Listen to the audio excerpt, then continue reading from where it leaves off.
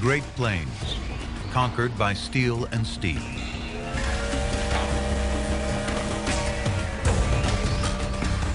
The Transcontinental Railroad threads a thin line of civilization through the wilderness. People follow.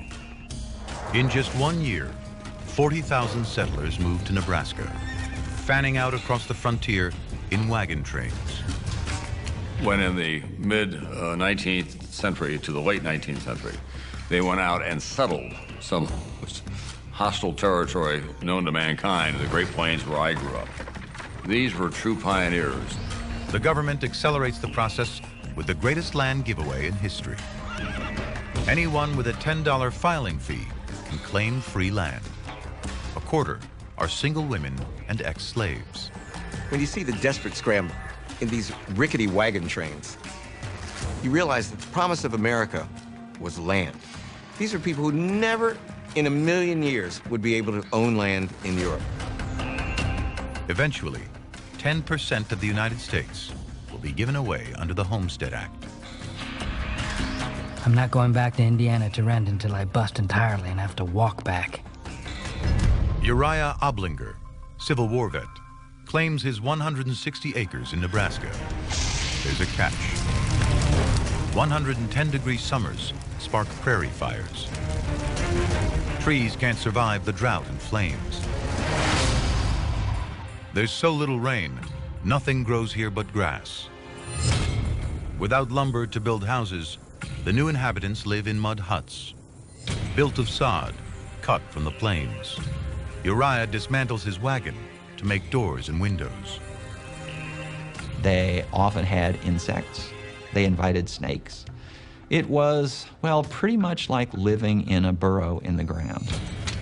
I think the pioneers did have it hard. They conserved, they were frugal. The one dress lasted a long, long time. For Uriah's wife, Maddie, it's a price worth paying. I expect you think we live miserable because we are in a sod house. But I tell you in solid earnest, I never enjoyed myself better. Every lick we strike is for ourselves and not half for someone else. The devout Oblingers face daily tests of their faith. With no mountains to stop the wind, the Great Plains are a breeding ground for massive thunderstorms. The most objection I have to the weather here is the wind. There's a great deal of it during winter and spring, and being nothing to break it, one feels it more. Don't go too far, honey. The Oblingers live in Tornado Alley.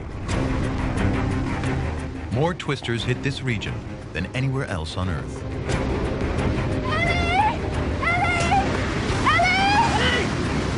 Over 400 touch down every year.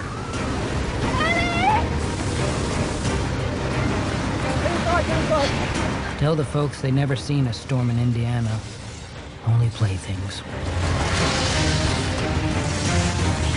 200-mile-an-hour winds spin into a vortex,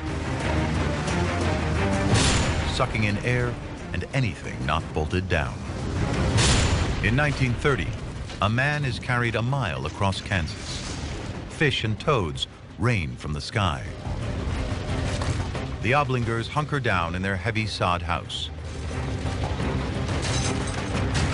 clinging to their newfound independence. I think that we're a nation of people descended from tough old coots and tough old broads. And I say that with great admiration. They just wanted to control their own future and to have children who could control their own destiny.